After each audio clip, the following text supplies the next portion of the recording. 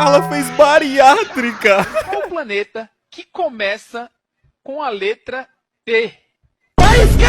Exatamente, meu amigo. Se você sentiu o mundo um pouco mais leve atualmente, tem explicação. Já que sim, a Thaís Carla fez bariátrica, meu amigo. Thaís Carla é essa que, além de encher a boca pra comer, enchia a boca pra falar que a obesidade era coisa boa. Ah, Thaís Carla, é legal demais quando seu maior exercício é levantar pra pegar um copo d'água. Mas dito tudo isso, relaxa e agacha que tem muita coisa ainda sobre isso. Já que sim, a Thaís Carla vem emagrecendo já faz um bom tempo. Começou com a rotina de exercícios há alguns meses atrás e emagreceu bastante. Olha ela nadando, que fofinho. Bom, eu não sei quanto exatamente ela emagreceu, mas emagreceu, não tô afim de pesquisar. Só que a hipocrisia de tudo isso é que recentemente ela foi lá no Léo Dias e disse o exato contrário do que ela fazia. Por que brincar com a doença?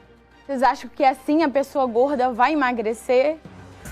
Entendeu? Então é uma coisa muito delicada, né? Falar sobre essas coisas.